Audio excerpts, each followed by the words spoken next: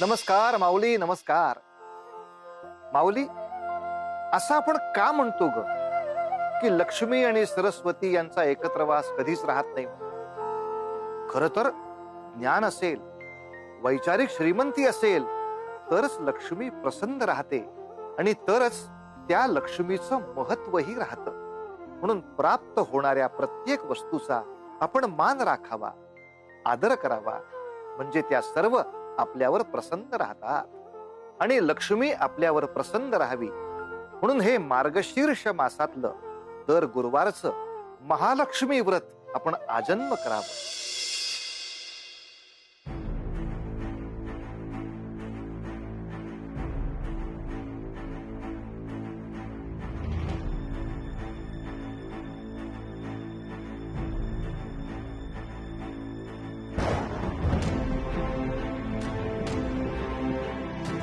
या मार्गशीर्ष मासात ही अशी मेघगर्जना हे अनपेक्षित आहे. हा कसला संकेत म्हणावा? महाराज, आपण आपले लक्ष भोजनाचा आस्वाद घेण्यावर केंद्रित करावे असे मला वाटते. महाराणी, आपण आपल्या कन्येला विसरता आहात का? भोजनाची घटिका समीप आली तरी देखील त्या भोजन कक्षात अनुपस्थित आहे.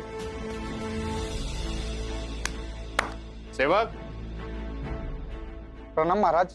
राजकन्येला निरोप द्यावा.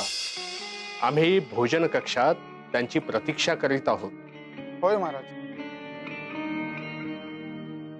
प्रणाम राजकुमारी.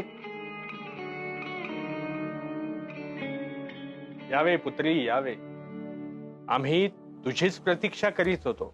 मिळाली का तुला सवड आपले राजकोषातील धन जनतेवर उधळण्यापासून? कसे होणार या राज्याचे आणि कसे होणार या पुत्रीचे? मला तर चिंताच आहे. आता उभी काय? बैस, प्रारंभ करा भोजनाला. माते, पिताश्री, मला तुम्हाला काहीतरी सांगायचे होते. काही समस्या आहे का? आता बाहेर याचकांमध्ये एक वृद्ध महिला आली आहे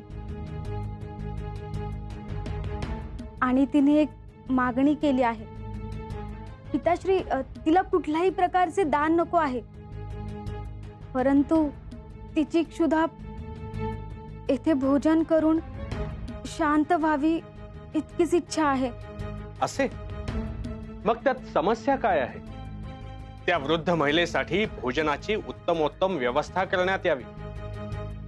तसे नाही पिताश्री, तिची इच्छा अशी आहे की तिला या राजमहालाच्या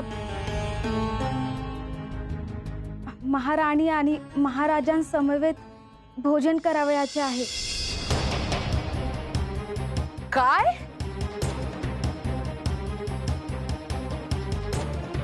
राजकुमारी शांबाला? महाराणी,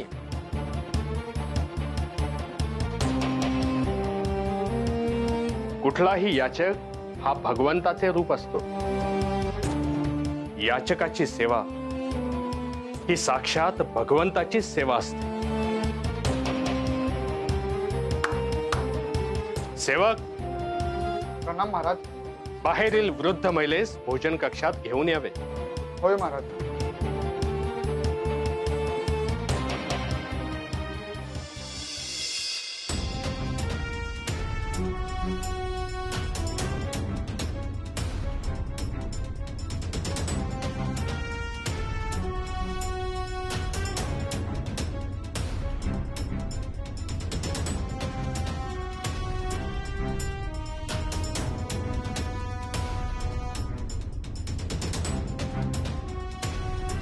प्रणाम माई.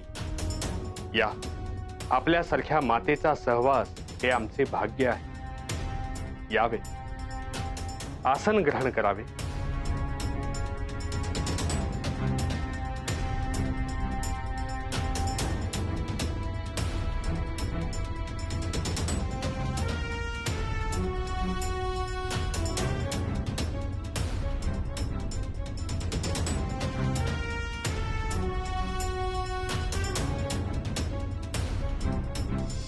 बस.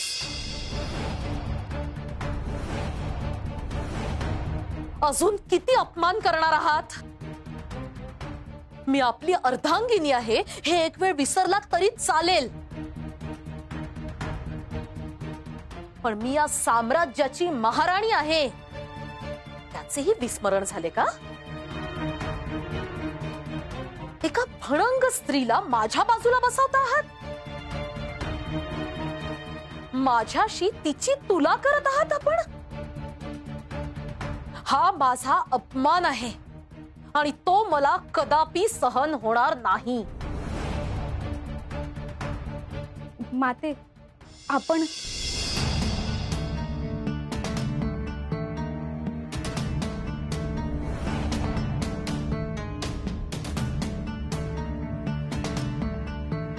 विस्मरण महाराजांना नाही, तुला झाले आहे.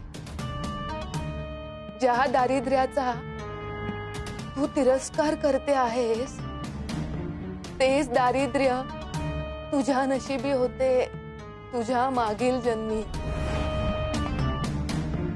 आणि याची तुला कल्पना देखील नाही. ए म्हातारे, काय बोलते आहेस? कुणास बोलते आहेस? याचेही भान नाही तुला? तुझे भान नाहीसे झाले म्हणून तर मी येथे आले आहे. गेल्या जन्मी एका दरिद्री व्यापाराची भार्या म्हणून आयुष्य जगलेली तू, परंतु गेल्या जन्मी महालक्ष्मीचे व्रत पूर्ण केले होतेस आणि त्याच व्रताची कृपा म्हणून या जन्मी तू महाराणी झाली आहेस. ज्या नशिबाने एवढे ऐश्वर्य बहाल केले त्या प्रार्थनाचा तू असा अपमान करते आहेस. मला दरिद्री म्हणणाऱ्या या वृद्ध महिलेला आत्ताच्या आत्ता इथून हाकलून द्या.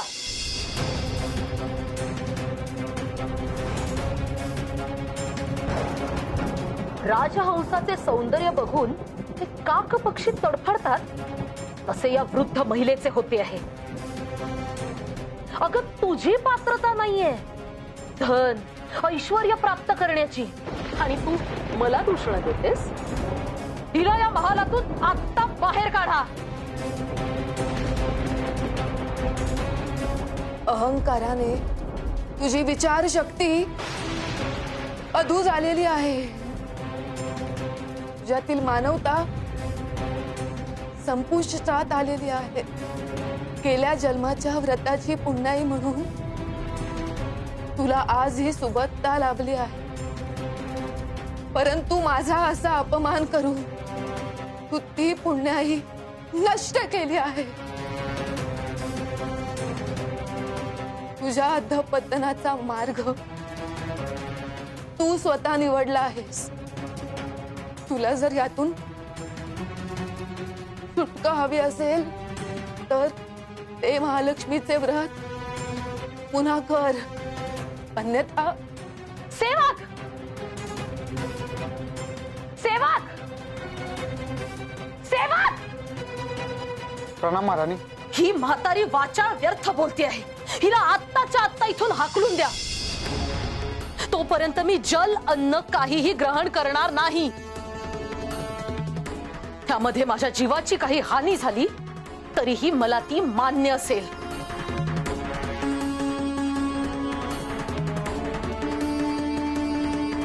महाराणी, महाराणी,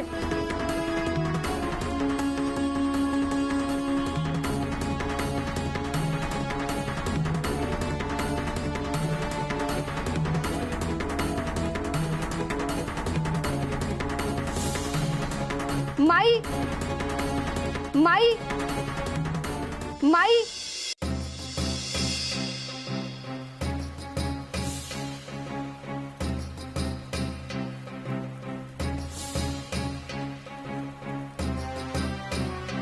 माई,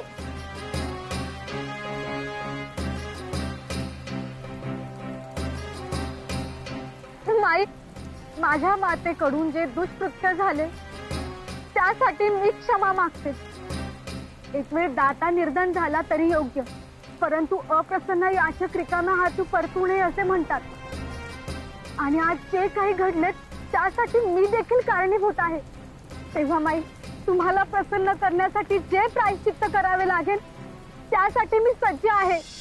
पुत्री, अशी प्रार्थना करणे जितके सहज तितके तिचे अनुकरण सहज नाही. हे सारे किती कठोर असू शकते याची तुला कल्पना आहे? माई, विचार करून कल्पना करून घेतले जातात ते निर्णय. मला प्रायश्चित्त हवं आहे. माई, आपण जे सांगाल ते मला मान्य आहे.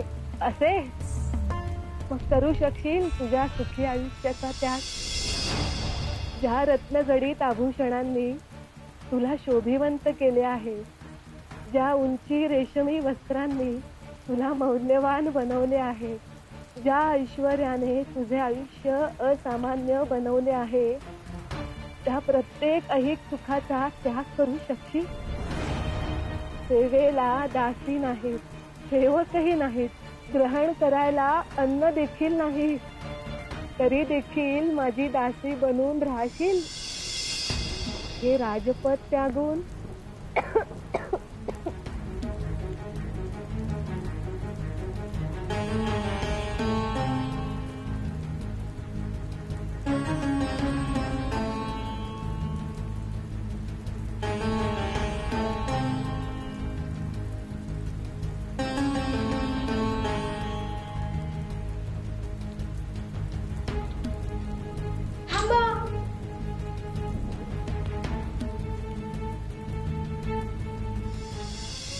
माई, माझ्या मातेचे पुण्य परत मिळवण्याचे भाग्य जर मला मिळत असेल तर मृत्यू देखील आनंदाने स्वीकारेन. मी राजपद त्यागेन.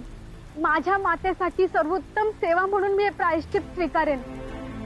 दिलेला शब्द पडू देणार नाही, वचन मोडणार नाही आणि घेतला वसा टाकणार नाही. मनुष्याचे शब्द असत्य बोलू शकतात, परंतु नयन खऱ्या भावना सांगते. तुझे माता पिता खूप भाग्यवान, ज्यांना तुझ्यासारखी गुणवंत पुत्री लाभली. काही प्रायश्चित्त आपल्या नशिबी शोभत नाही. हे प्रायश्चित्त तुझ्यासाठी नाही पुत्री, परंतु तू एक गोष्ट मनापासून करावी. तू आजच्या दिवसाचे व्रत कर.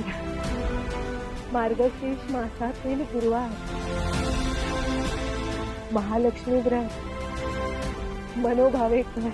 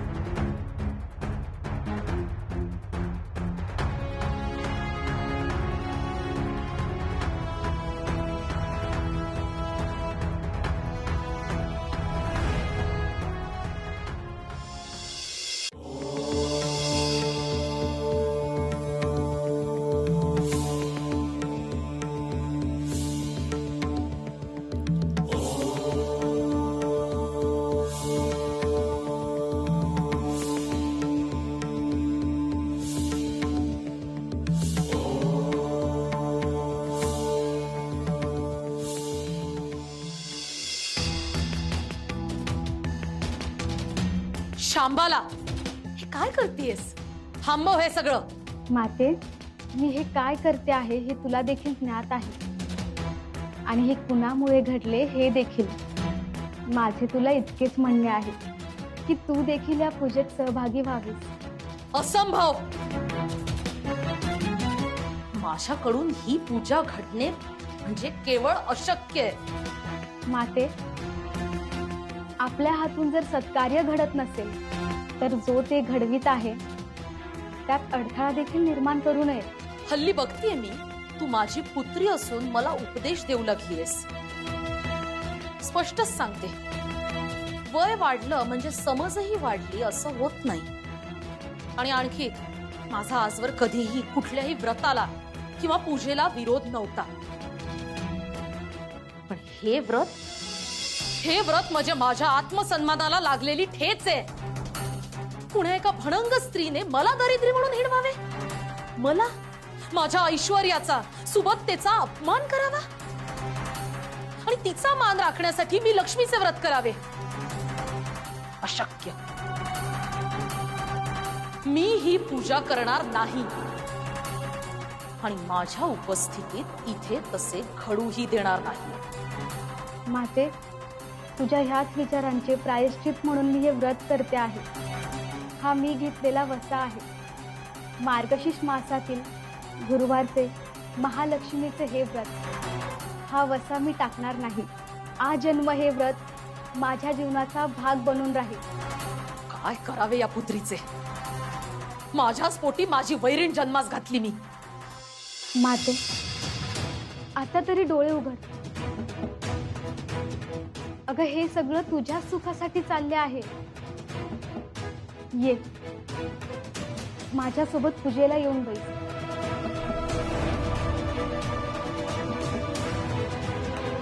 तुझी ऐकायची नाहीस. तुला इथून बाहेर काढल्याशिवाय तुझी मती थाऱ्यावर येणार नाही.